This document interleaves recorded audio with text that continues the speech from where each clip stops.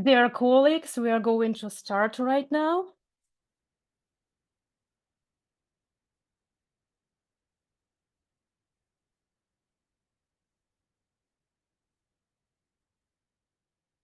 You're all very welcome in our hall and online. Today, we're starting our two-day program with the implementation of the project of promotion of reading. Let's read Ukraine, the way to yourself through literature. And the topic is the decolonization of Ukrainian literature and library science. All events of our project are organized with the help of the state institution, Ukrainian Book Institution. So what are we going to talk about throughout these 2 days? During these 2 days, we are working, and the topic of decolonization of the literature in the framework in library science is sounding in all our topics and conversations, because right now it is very actual question, very relevant question, and we're meditating how to work with that, not having any instruction of direct work, direct approach to that. So today we are in the situation when we have to take some responsibility on ourselves to analyze, to work with this topic. And today we are starting our events with actually that there are countries, our friends, our neighbors, our partners, our dear friends, our Lithuanian colleagues. So they were through the way we are right now going through. They have lived through all these topics. We are living them through, so we need to analyze their experience. Unfortunately, in our conditions, in our war conditions, we have to transform this experience. But that experience of our colleagues, I think it would be very valuable for us, because it is really important to know about. And I would like to give the floor to the Deputy Director of Vilnius Library, Ms. Jelena Simona. Please, Ms. Simona, Jelena Simona. Yes, yeah. I am. Okay. Can I speak already? Yes. Good morning, dear colleagues. Thank you so much for inviting us to participate about this quite interesting and as I understood from colleagues in Lithuania, for us quite strange topic today, because with who I tried to talk, everyone said that it's very interesting, and nobody did any research still about how we coped the situation in 1990 when we became independent, and what to do with stocks in let's say in Russian. Can I share my screen with you, please? Is it possible? Because I have some presentation short.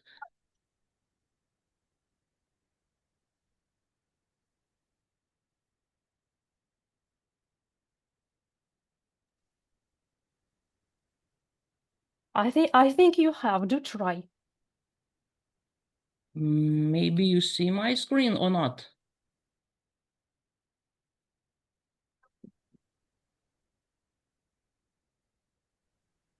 No, not so yet. I cannot see your screen. Can you see?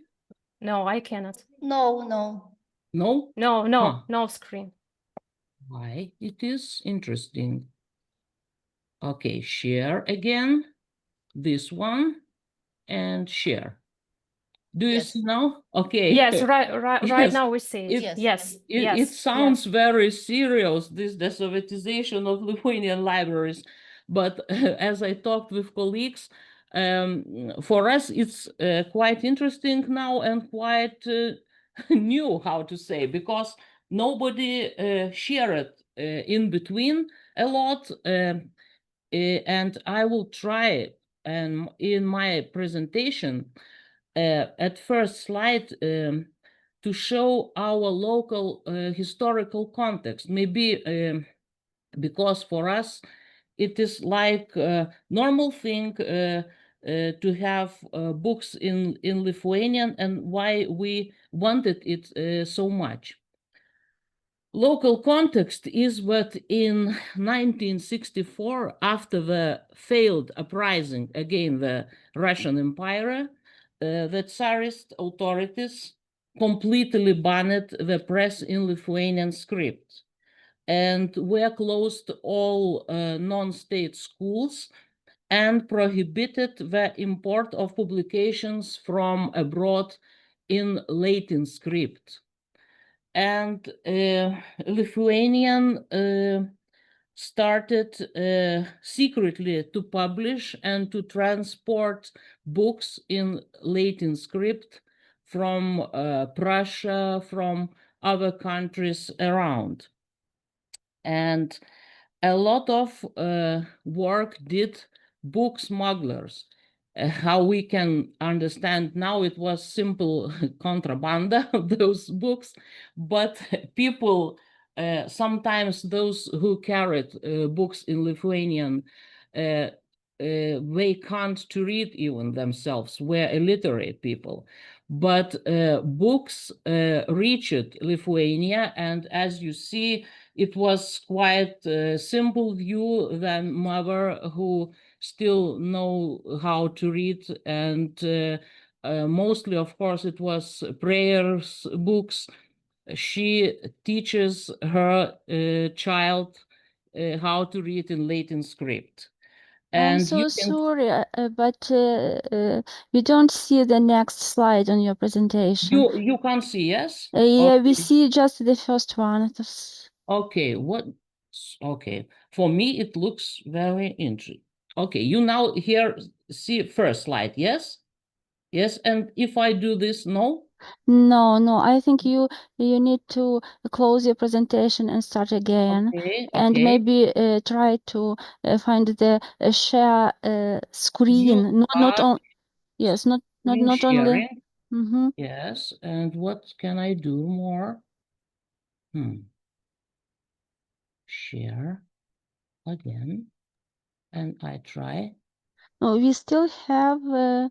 Yes, and with I am so sorry, but we don't see that you close your presentation. okay, And I closed. yeah, Okay, and start again, please. okay, we'll try. Okay, so my screen. Okay. Okay. And please share all screen, and then Yes. yeah. This and share. Is it possible now? No? We see, but try to Okay, the next slide. yes, to show the next slide. It is next, yes? Can you see the pictures? No, just the first one. Interesting. Why it's not works? Demonstrates the share. No? Okay. Okay, I will stop and we'll try again. Yeah, thank you. No, okay. No, like something, okay. Okay. No, okay. Try again. That's strange. Huh? My. Mhm. Тише переслати, а ми тут будемо гортати. Пані А Руслана. може бути, yes. Mhm. That's the Murphy law. And now you can't see. Вручну. Mhm. Please try F5 or Shift F5. Shift F5. Mhm. For me, shows like you are screen sharing. But why it's impossible to see? The Yes, next- yeah, it Now works. we You can can see, Yeah, yes? thank you. Okay, okay. Now you can see what Yeah, I yeah. talked about book smugglers and about those secret schools, because the textbooks from abroad, Lithuanian tried to teach their children to read in Latin script. And I think in this participated about 2,000 people, book smugglers, and sometimes they were caught, deported to Siberia, but in common, it was quite quite good, and we survived with our Latin script in all those years from 1964 till 1864 till 1904. And when this prohibition was already for us, it wasn't. So, of course, Lithuanian press developed a lot, and not only in abroad already, but in Lithuania. In Vilnius was published first newspaper, and it started a big bookstores network. And of course, the main was religious press and literature. And Soviet period, which started from 1940. I think it's nothing new for you colleagues. All those clubs, readings rooms, and libraries became like tools of ideological control of population. They functioned as ideological institutions, and librarians sometimes maybe must to see do their readers read correct what we need to read. And I think it's nothing new that sometimes librarians showed like all their readers read, for example, writings of Lenin or materials of Communist Party meetings. And it was fake formulas where they showed like everyone is very loyal, and they they read what they need to read, not only fiction or something else. I think it's nothing new for us all who are post-Soviet people. Miss Simona, I am so sorry. Should we have to see the next slide because we're still on the second one? No, which strange. It's Yeah. like every slide must to be Yeah, maybe. shared Yeah, again. yeah. Now Soviet period. Yeah, thank you. Okay, good. So it's, I think, such pictures, it's quite common for all of us, and I think it's nothing new that libraries must to pretend that all read what we need to read. Do you see now the next slide? Independent Lithuania. No? What a strange thing happens with this. Okay. And how is now? Yes, that's good. Okay. So I must to say that all those Soviet years, Lithuanian who were Second World War refugees and who lived in, for example, Germany or United States, they published a lot of books and newspapers. But of course, all this press was forbidden. And if someone brought them to Lithuania, they went to those so-called special collections, and nobody could to read simple novel or simple newspaper about life Lithuanians abroad. So in 1990, this censorship, of course, ended, and those special collections were opened for all population. As well, special collections of, as you see in one of pictures, maybe you know, we had Forest Brothers after World War II. They published also a lot in Forest, in this hidden publishing places, and also all those special collections now we can reach if somebody wants. Our librarians, of course, reestablished international relations after we became independent. It was also new law of libraries in 1995.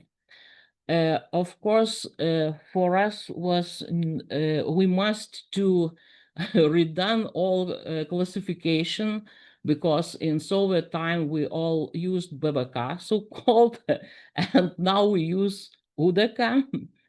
And now we shifted to Unimark, and Lithuanian Integrated Library Information System, LIBIS, was established. And in 1990, started so-called reading of ideological materials. And before your conference, I called to National Library, called to County Library, to University Library. You know, Lithuania is small, we know each other, and everyone was surprised why I am asking, because they say that we can't remember, like it was something very special. We simply took and like signed out everything from this. Because our librarians were surprised, but nobody did any research how we did everything. The colleagues remember, for example, that we took out 12 tracks of such books. It was Lenin, Stalin writings, and was materials of Communist Party. So we simply discarded them like unsuitable for use. And of course,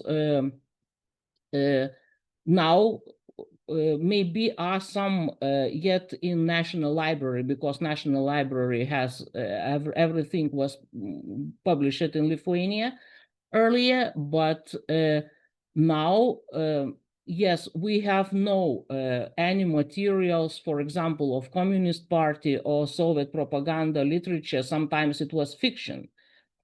And must to say that people who is native Russian talking in Lithuania, for example, we have local Russian community, of course. I see the last few years that people read more in Lithuanian or in English, and we not receive something like protests why we not buy more books in Russian. From when the war began, we didn't buy any book in Russian in Lithuania. It is maybe also our position, but also population maybe no in need for more those books. Young people usually ask for English books, but about books in Russian, of course, we didn't eject it, for example, everything in classic or something, but also no need for them. I think it will be like natural way, but after a few years it will be less and less of those. And I want to to show a little bit about reading, not only about books, but we have a park in Lithuania near Druskininkai Resort. it was one person's initiative, but he collected all those Lenin and Marx and Engels statues from all Lithuania. They are placed in forest. Park, as you see, has and pub where We you can don't see, please. again Switch you again. can- okay. What's so strange? Yes, and oh no. Okay, can you see now? Oh, or do you see now? Yes. Yes. So we have such park where collected all those quite I don't know how to say about those statues. It was not art, I think, but they are collected in one place. The park has also a restaurant where you can eat in this style, and its reading of ideological materials all in Lithuania was in 1990. And I even don't know what to say more about those books in libraries. We already have none of those books. So colleagues, thank you so much for inviting, and Slava Ukraini. Героям слава. Thank you so much, Miss Simona. It was very interesting. Thank you. Thank you.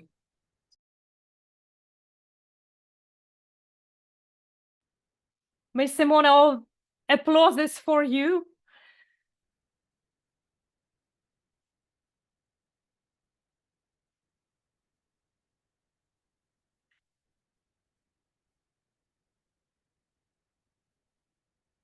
So Miss Simona has presented all her information very fully, and thank you so much. And I would like to say that public libraries, which Miss Simona is representing, so she was the practical implementer of that policy of within this ideological literature. So they were searching for partners for help, and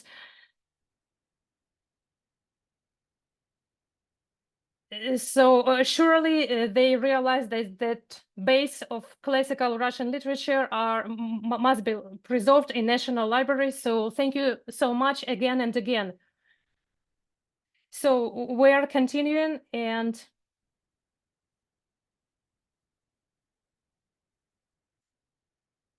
so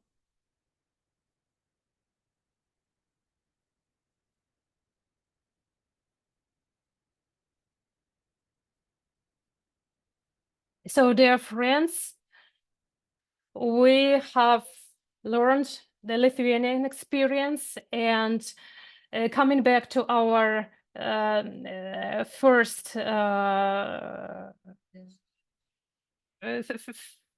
conversations, that we do not have any strict recommendations, and we won't have them. And the main part is that we by ourselves have to take responsibility, have to be courageous to do something with that. But how to do that?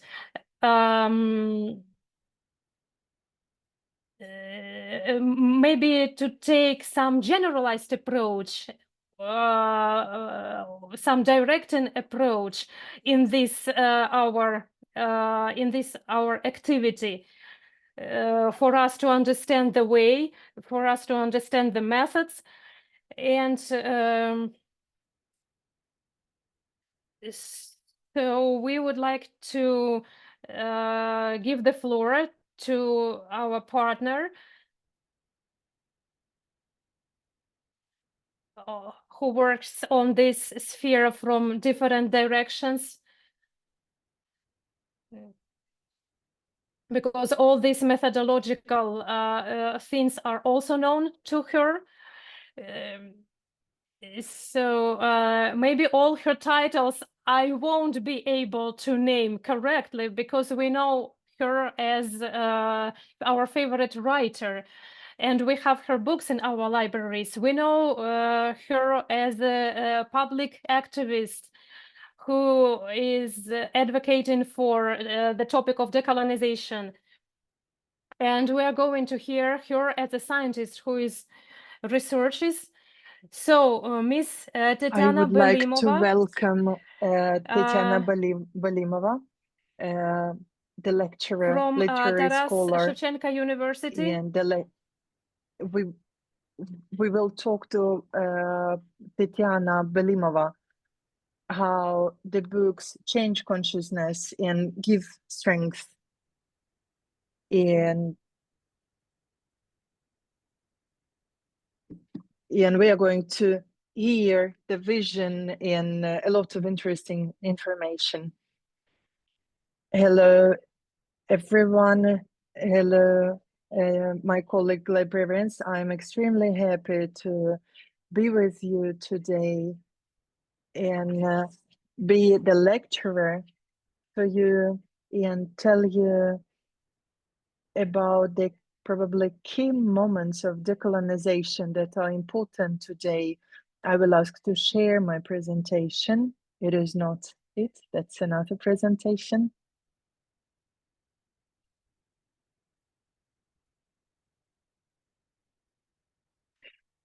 Can the English-speaking people hear me?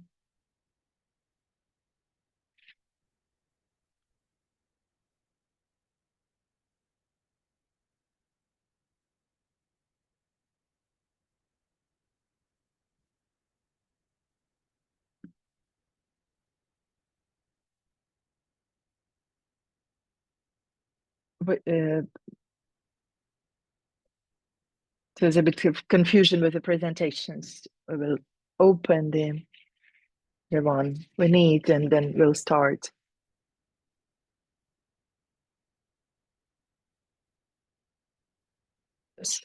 We are in the process of searching the presentation. I would like to present you what we are going to talk about today. We are going to talk about 4 key terms which are extremely important to understand the situation today. The first term is colonialism. We meet it often now and we see it in different contexts.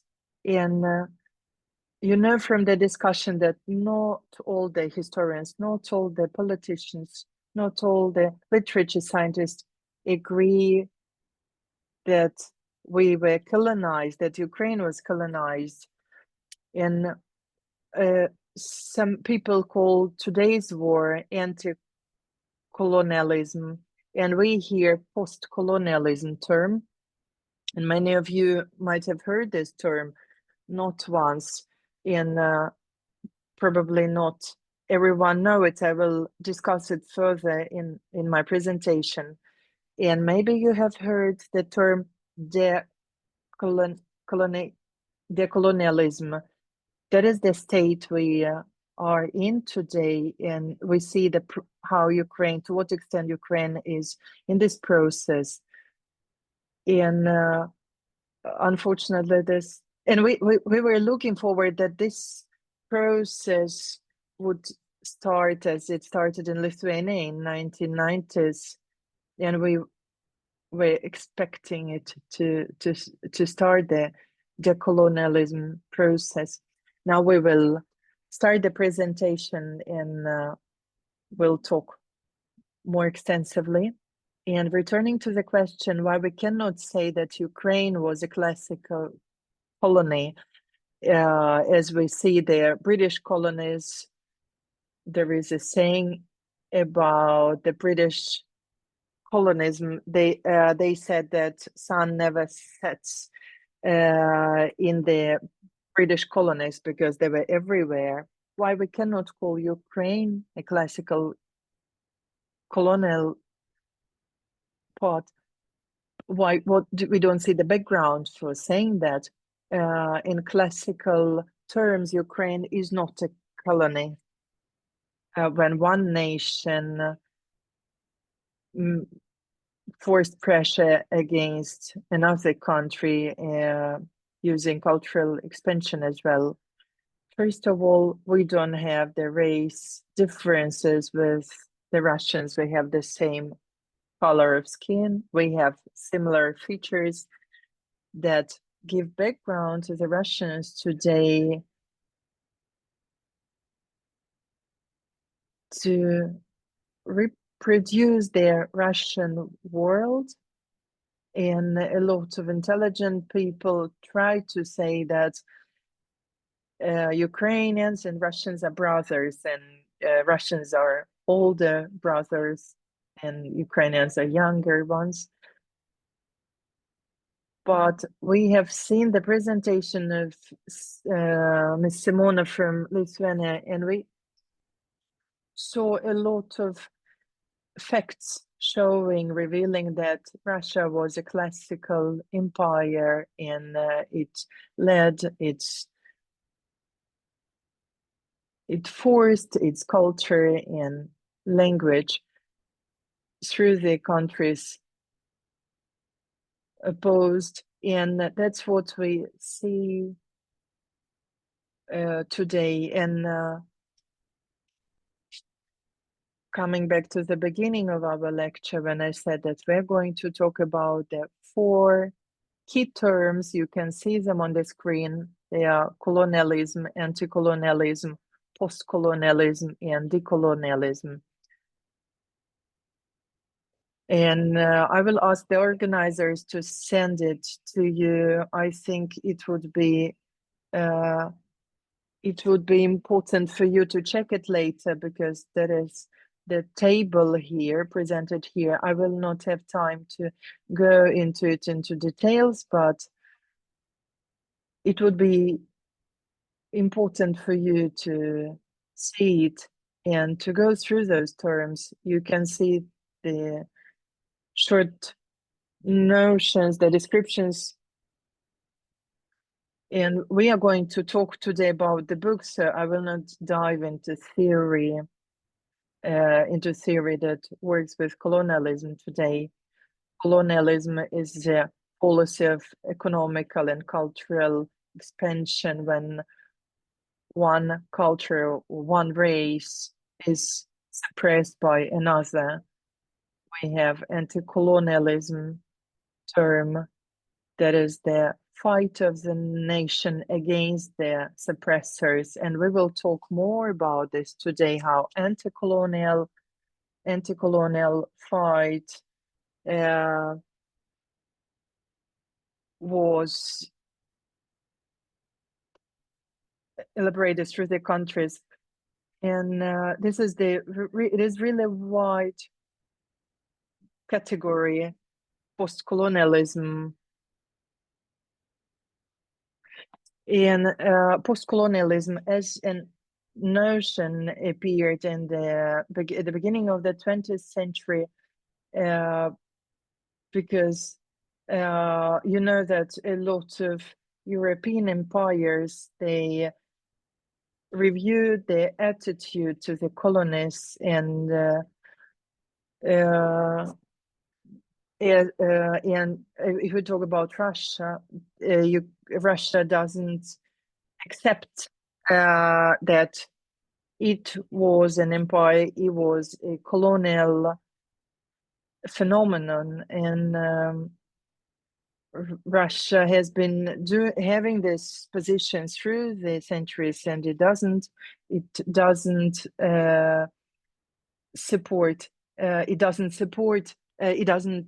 agree that it was the suppressor. In post-colonial studies are important for it is important to mention, it is important to reveal for the empire that it had this influence, and they need to accept the sovereignty of the colonized countries, accepting their independence and moving forward as partners, as the equal partners move forward. And in fact, it doesn't work in real life as it's supposed to be. And the colonized countries, they never start from anew, they never become independent after being decolonized. There is the post-colonization period they need to go through to adjust, to reshape. And unfortunately, it wasn't the process Ukraine went through in the 90s. And the process when the state also intruded in those processes and helped reshaping not only people, it started in 2014, in fact. And then the next stage, decolonialism, starts. Usually the empire doesn't give the voice to the nations. And we heard that in Lithuania, they prohibited not only the Lithuanian books, but even using the Latin alphabet. And of course, we had similar processes. I will add a couple of comments for this table. In the third column, you can see the key researchers, and I would advise you to read those books. And there is a book by Eva Thompson, Russian Literature and Colonialism, and I recommend it highly. It is the work for people who don't know what to do with Russian books, how to perceive them in this war. And the person who reads the Thompson book would be able to see how the literature serves the empire, and as it served the Russian Empire before, and that supported the crimes of Russian army. It happened before and it is happening now.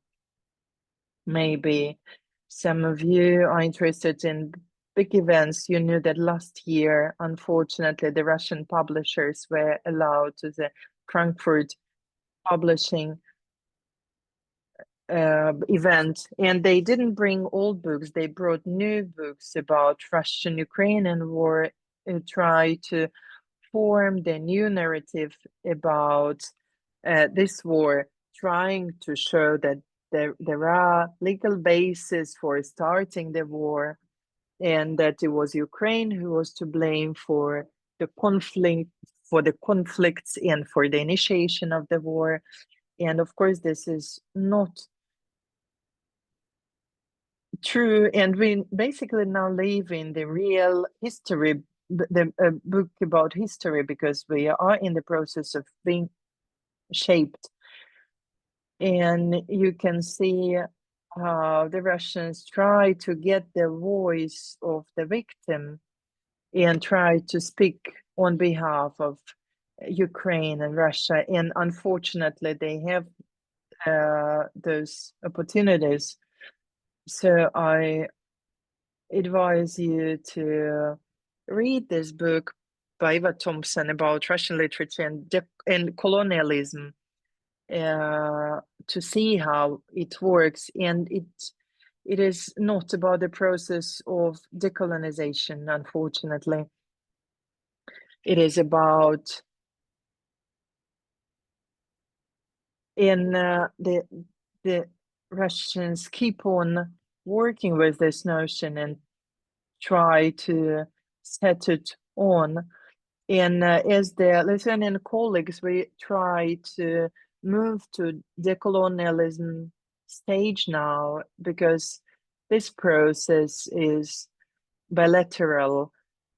It helps the colonized nations to see at themselves from a side and realize why the inferiority complexes appear, why we might think that Ukrainian literature, especially about the village, not big cities, is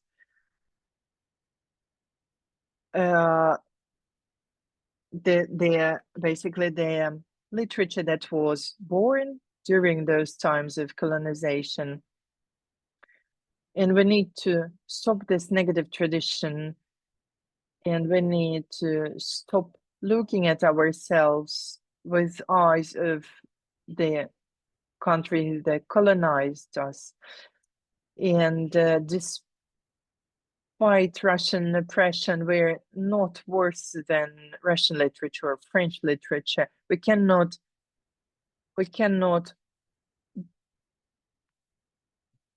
and we cannot say that some type of literature is better or worse. It is different. It is always different. In literature we often read, it is being translated, but we shouldn't look at it from the point of better or worse. In reading the Eva Thompson's work, it would help to grasp this situation of the oppressed countries looking at themselves from a different point of view. And you can download this work and you can start reading it today. I would also recommend the link I added in my presentation, which I will send later. And it was formed, a glossary, the colonial glossary that was formed after the invasion. And it is about the past time of Ukraine. If you follow this link, you will see the glossary, and it was formed not by one scientist. It is a group of researchers, and you will be able to see what is colonialism there, and you will understand what it means. You will understand what is decolonial erasing, the elements, the political elements. It was not only towards Ukraine, it was the strategy that was applied to other countries suppressed by Russia or were part of Russia in different forms of. And it's not only about Russian Empire, it is the hybrid empire that kept reborning, but the essence of it was the same. So this is my high recommendation to you, the Eva Thompson's work and this decolonial glossary, where a lot, and I'm sure that you will understand more things reading that. And coming back to the question why Russians don't accept that they are guilty, they say that a lot of Ukrainians joined Russian Empire and joined their military service, and we cannot deny it. There is a citation from Mykola Repchuk work. You can also find it online. And this quote is not very obvious to us.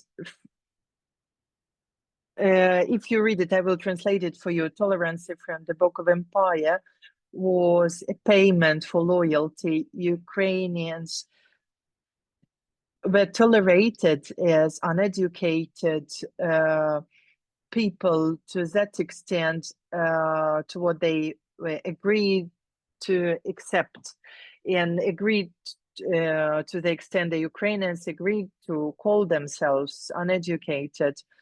And instead, those who didn't accept that and suggested they were separate nation, they got into another category, identically wrong type of the Russians. And Ukrainians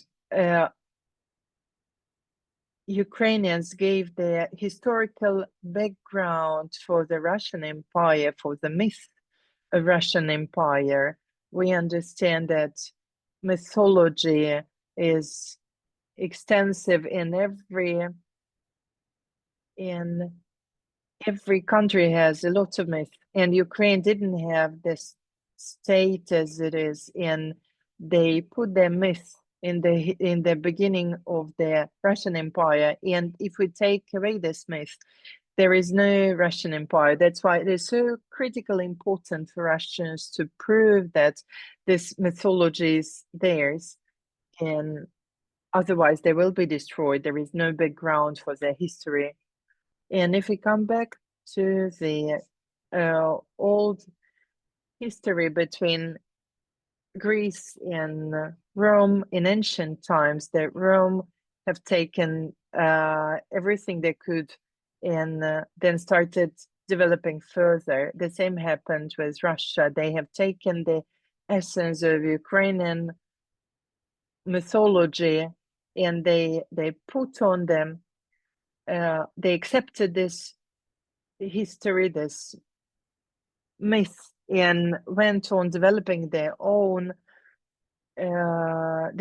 culture. And those Ukrainians who didn't accept this myth, who didn't accept this narrative, this narration, they were not accepted. And Ukraine didn't leave its culture, leave its literature, but it was in the situation when it was forced to do so.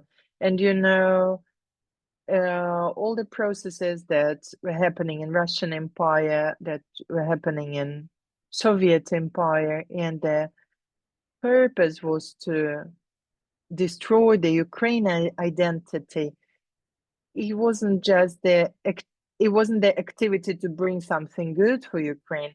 All those activities conducted by Russia were aimed at destroying Ukrainian identity and trying to show Ukrainians they are parts, they are the youngest brother, they don't have their own culture and history, and everything Ukraine had, it is not the leading nature, but the Russia has only this leading narrative, and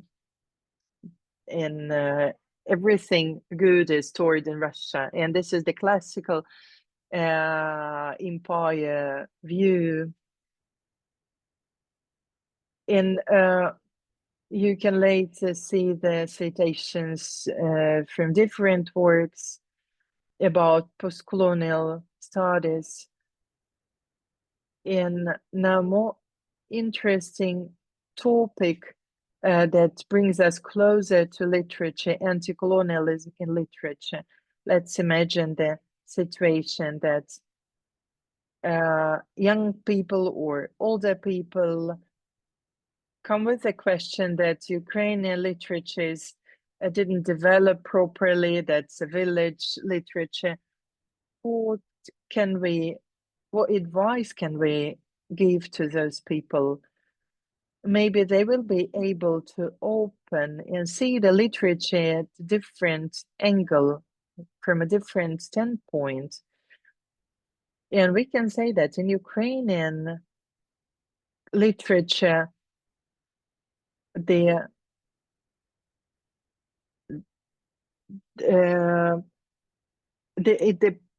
politicians can say that Ukraine supported its fight against the colonial system it suffered at that time, and mostly it is presented in poetry, because poetry was traditionally published in smaller books, and we had a lot of poetic texts. If you are interested in today's poetry, maybe you have heard Anna Maligon's poetry in there are a lot of texts indeed that revealed what is happening immediately when the war has started. And this momentary emotional reaction, it led to the creation, to the appearance of poetical literature, showing that Ukrainians are not going to surrender. And here you can also see that the examples of books and the poetry in the first place, showing that this fight, the anti-colonialism fight, was going on through the all years of oppression. And a lot of people here, you can see here, they were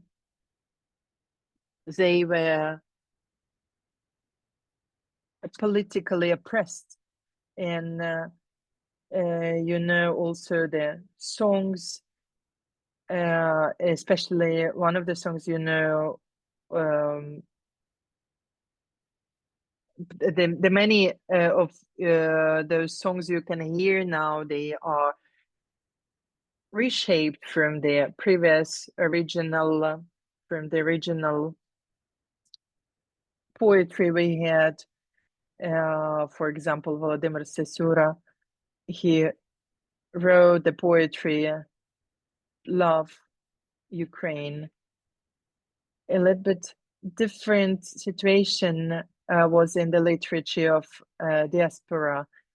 I think you don't need to hear to the explanation of what is the diaspora literature.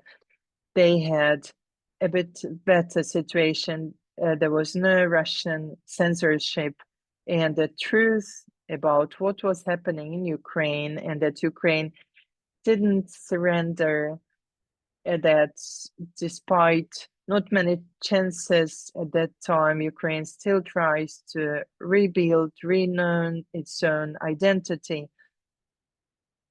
And those texts are extremely important. The ones we can recommend today are the Tigrolova by Ivan Bagriani, the Tiger Hunters, and they are part of the school program, school curriculum, and this is rather different type of work with optimistic ending, where the main hero, the main character wins, and it has a little bit of American classical tradition of happy ending, and but it works indeed for the social purpose. It helps people to renown their sense of power.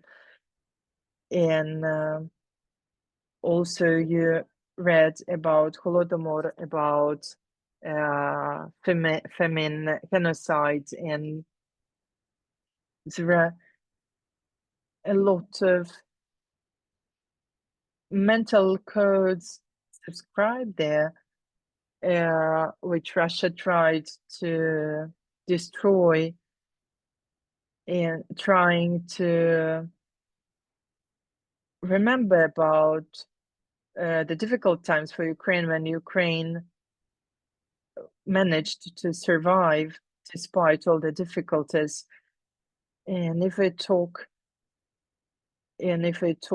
about other works of authors regarding the famine, Holodomor, and if we talk about Vasil Barka's work, it is more difficult to read. And we should also mention the descendants of the 60s, and you understand the more works during those times. I couldn't put them on one slide, of course. And the process of decolonization in the literature, if we talk about decolonization in the culture, in the literature, and it started long before the state intruded in this process. We cannot say now why state didn't do anything to protect itself from the Russian influence, the cultural and ideological influence. They kept on happening. We can understand the economical connections, but why not to limit from the expansion of Russian books? It was the problem number one and on the book market. At some point that it was hard to buy Ukrainian books indeed. And it was really hard to find the books of classic or modern Ukrainian authors. It was a real quest to find the Ukrainian books. And it is not normal, you should agree, for an independent country to have this kind of situation. But the state at that time decided to do nothing about that. And of course, we had a lot of gaps, and you know that space needs to be filled in. So it was filled in with Russian literature. But we need to say that the literature took the functions the state decided not to take. And for decolonization, it is important to have to renown its own voice and start talking from itself. And we were in the process of Russia oppression in imperial powers. They acting openly. They prohibited Ukrainian language and literature and culture. And on the contrary, the Soviet Empire was acting not that obviously. There were no Ukrainian schools, which is an extreme situation for an independent country. And there were a lot of hidden moments of Russification, of forcing Russian into Ukraine. And at the beginning of the 90s, the main task for the Ukrainian culture was to recreate, gain back their Ukrainian narrative. And we know that the winners write the history. And for Ukraine in 90s, this situation was very obvious. A lot of heroes, real heroes of Ukrainian culture, were taken away and were replaced by the Russian prototypes, Russian heroes. And our task was to clean the Russian narratives and renew the memory of Ukraine, and how Ukraine shows its future, how we fix ourselves in memorials, in rituals.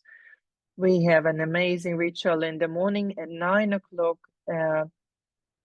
and by Kiev time, and we remember about those who died and who gave their lives for the freedom of Ukraine. This is the ritual we keep. In 90s, we didn't have any kind of ritual like that, or we didn't have any efforts of state to bring back the Ukrainian culture.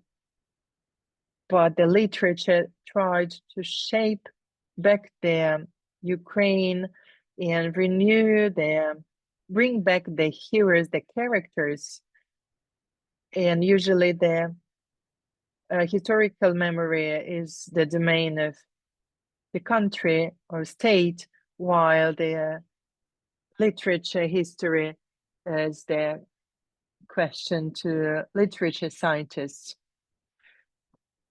You probably all read Black Raven. This is the first Ukrainian bestseller, and as the librarians, you definitely know what bestseller is. This is the one of the first Ukrainian novels that was sold in more than 1 million books, and it is an extreme number for Ukrainian literature. And you probably know the collision of publishing and collision of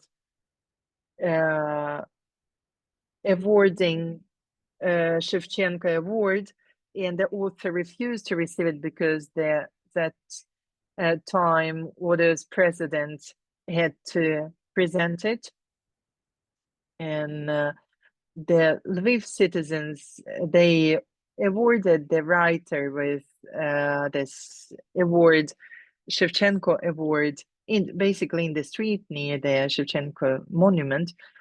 How do you think, why it is important? Why was important? Why the novel became that important? The answer is because it brought back the real history of Ukraine. It wasn't the conflict; it was the war. In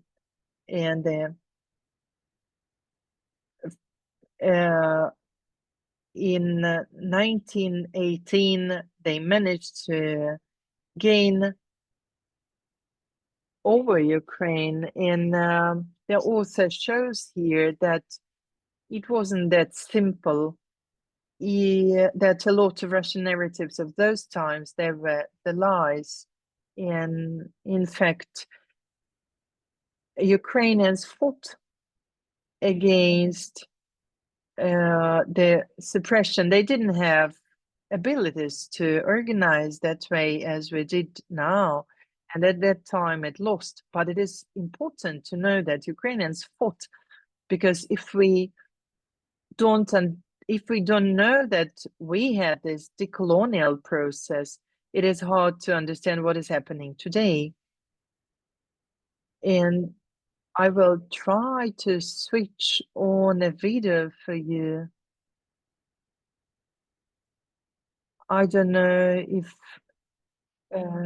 I will show you the trailer to this movie, Black Raven, Черный Ворон.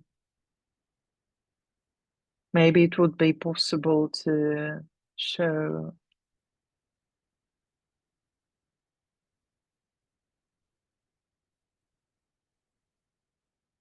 Thank you for the help. Now we are waiting for the video. I will try. I will see if I need to interpret it or there is more action. And we will be able to see the movie and the fact that we have now Ukrainian movies after the bestsellers. For me, this is a sign that we went through the decolonization process, and we have our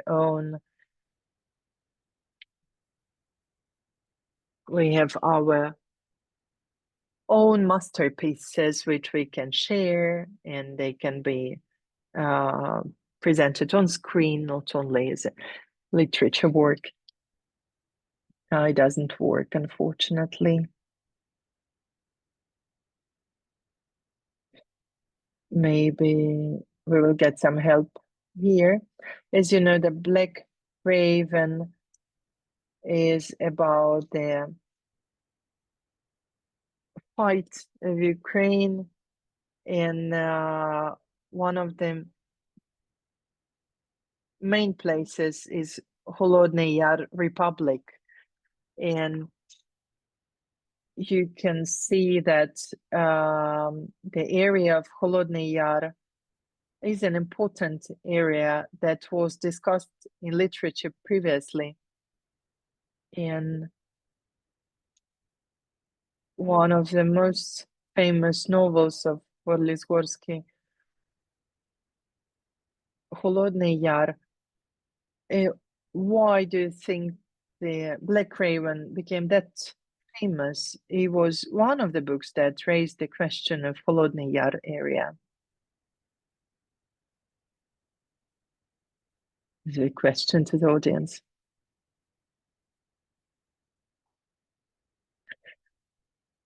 I think that my idea is that Sklar, the author, chose the mass literature format, and it helps to communicate with through the genre literature with this, through this novel, to communicate with mass consciousness of the Ukrainians. Now we're in the process of opening the video, so we will have to wait a little bit. There is a trailer of this movie.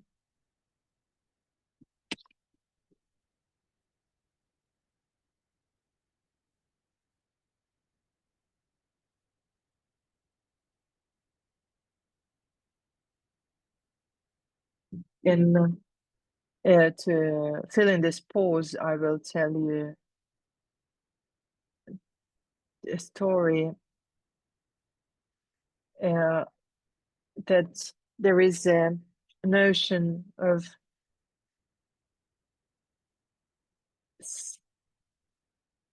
civilized concepts, and that is and it is hard to reveal the background. And now in this war, this professor says that it would be able to see clearly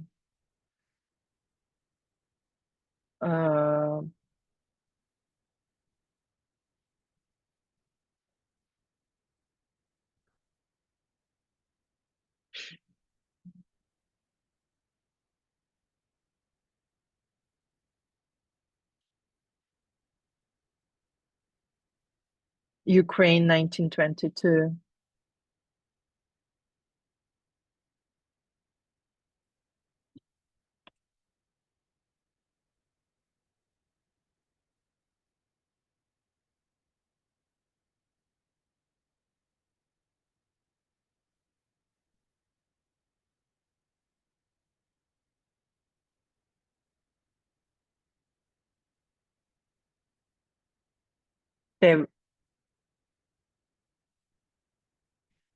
They were saying that you should bear with whatever you have, and then there will be Ukraine. But Holodny Yar taught me something different. It taught me I should fight. I should fight for Ukraine, for my Ukraine. My name is Black Raven.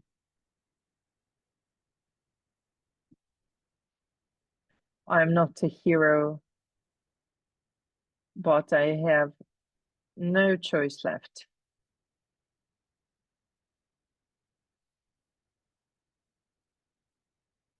If you haven't seen this, if you haven't watched this movie, please do. You can watch it now. This is my recommendation. And it is important to bring back those narratives. And now is a time when people hear Ukraine, other people hear Ukraine. But still the problem is that there are a lot of Russians in science, and it is rather hard to counteract. Because if we talk about decolonized studies in more or less famous universities of Europe, it will be about Russian culture. And it was narrated by Russians because after the collapse of Soviet Union, Russia spent a lot of money to bring this question from the Russian point of view. And they were talking for themselves and for us instead of us talking for ourselves. And this inertia is rather hard to fight with, because you know that those are really well-worked connections. And there are a lot of European scientists who would come to Russia to work with the literature, the materials they provided, and they worked based on these materials, and they can be with Ukraine, they can be empathic to Ukraine, but they will not join Ukraine's point of view. It should be also mentioned, it should be also considered, because all the connections we have based on the agreement that colony is colony and a press state is a press state and empire is empire. And it is a very long path to go, and it is really complicated path to prove that Ukraine has a right to bring back the Ukrainian myth on which the Russian Empire was based. And Russians are acting aggressively, taking our heritage, and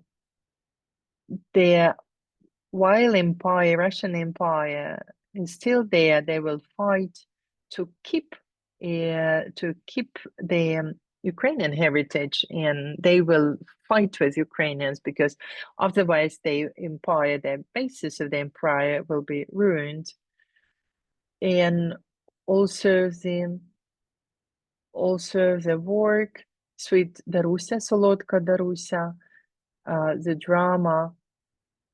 There's a trauma novel about not joining part of Ukraine to Soviet Russia, which demonstrates the cruel colonial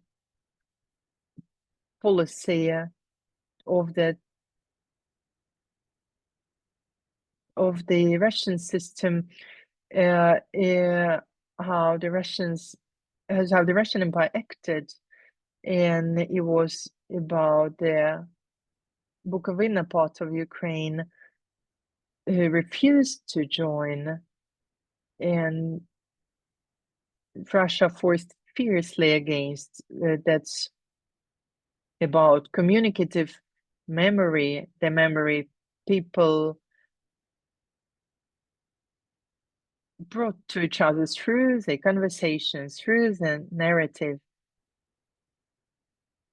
And it lives usually in 3 generations, and we can talk about that as the grandparents would give it to grandparents and to our parents, proving that we had our own experience of fight. In Russian history writing sector tried to take it away, and they were showing this fight of Western Ukraine as a parallel world. That's what they usually do. And if you haven't read this novel, I would advise you to read it, Sweet Darusia. Another work which destroys the Russian myth about history of Ukraine of the 20th century, that shows us what we knew from the family narratives. And you also probably know it's the Century of Yakov. That's another bestseller. It also got The series was based on it. And there is also play in the theaters. In October, we will be able to see this play, Sweet Darusa, and in Yakov Century. It also has a franchise.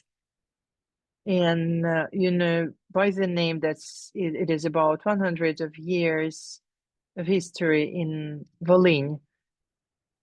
It was similar for many other regions of Ukraine, despite local differences. It is about general Ukrainian history of losses, of Ukrainian losses, of colonial erasement, to totalitarian pressure on individual. And you also would be able to see the videos, the movies, and you can watch the series online.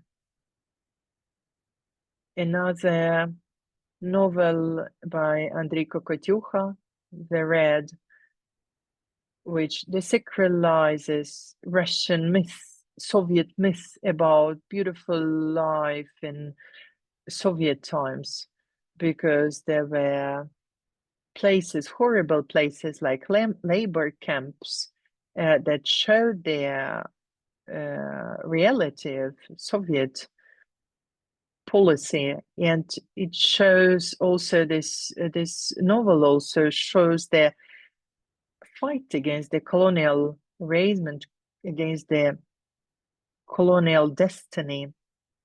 And even when the main fighters were sent to the labor camps, they kept on fighting.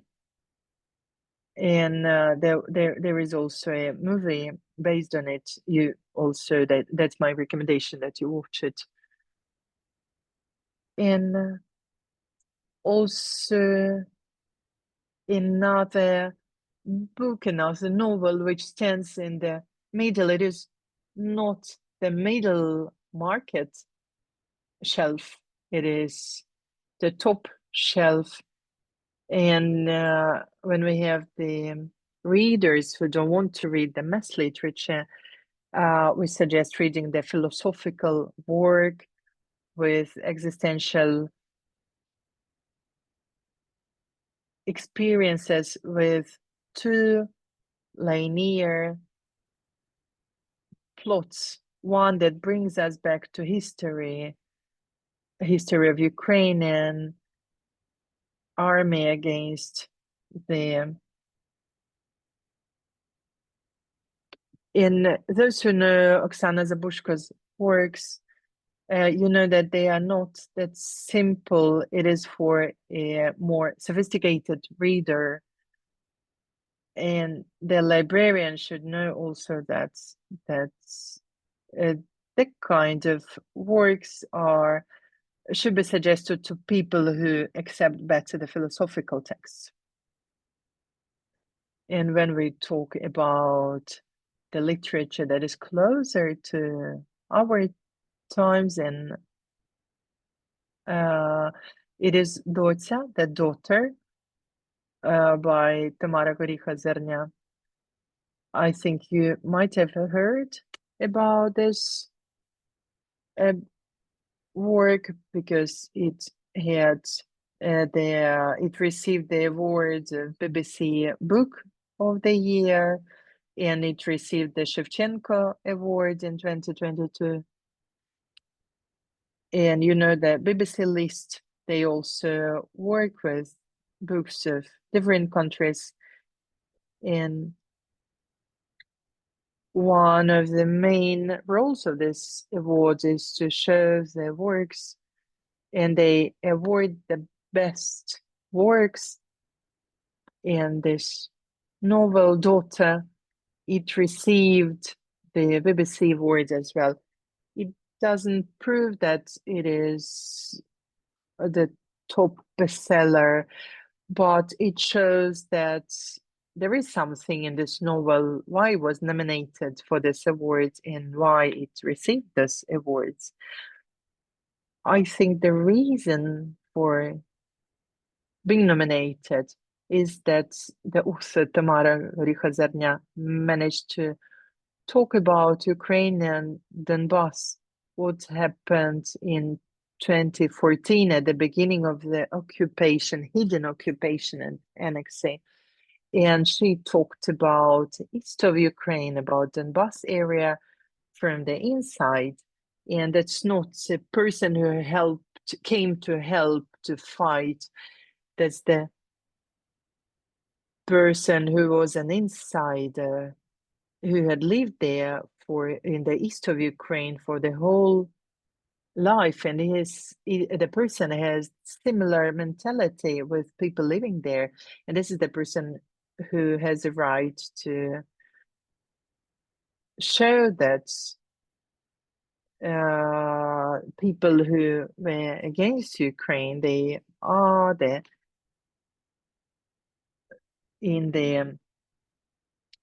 they are captured by this Russian Ruski Mir, Russian world narration. Another book is The Grey Bees, Siri Bjole, Andrei Kurkov. It has been filmed, and soon you will be able in October to see this movie on the big screen. And at the beginning of the war, I received a grant and I was able to work in Europe, and a lot of people knew Ukraine through this novel, learned about Ukraine through this novel, and by this novel, that's what European people shaped their understanding of this war. And Andrei Kurkov, the author, he talks about the character who hesitates, who is influenced greatly by Soviet culture, by Russian culture. It lives in the gray area where Russian military people come and bring food, bring supplies to people. And this is the gray area where Ukrainian fighters, they come also, and this person helps them as well. And at the end of the book, this person realizes that despite living in this gray area because of this unsure identity, the person realizes that the person is Ukrainian person, the truly Ukrainian citizen, and this is a painful reborn. There is also a video. In October, you will be able to watch this movie. And if we have still time at the beginning, no, we don't have much time left. And also a lot of people from Europe, they talk about Russian-Ukrainian war. And Sergei Zhadan, the author, he was afraid to write the occupation that openly, that sharply, and he didn't write that straightforward as Tamara's work. And also the foreign audience can understand the war better as well. And it is about something we all felt at the beginning of the war. It's not about the fights, about the battles. It's about emotions of a regular person who found itself in the middle of the fight, and the person didn't have instructions what to do, either to run to the shelter or grab the closest ones and run somewhere. And that's about the ways we find for ourselves that are true for us, the emotions that we all felt at the beginning of the war. And another author who's not that famous, but still famous enough to talk about him here, Yevhen Polozhi. I would advise you to pay attention to those books, Ilovaisk 2017 and Maria. And a couple of other works of Ukrainian female authors. There is a land behind the digging, behind the Perikop in 2023. And there are more than 60,000 of books sold by this time. And the character tries to tell about the history from the inside. And another book is novel is Leather 2023 by Evgenia Kuznetsova.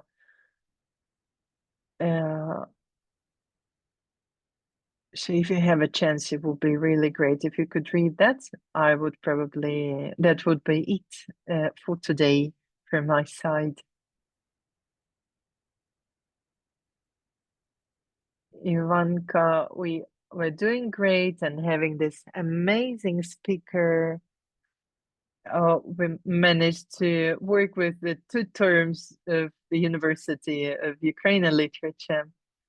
And there are books we could give to libraries free of charge. Please write to us or come to us.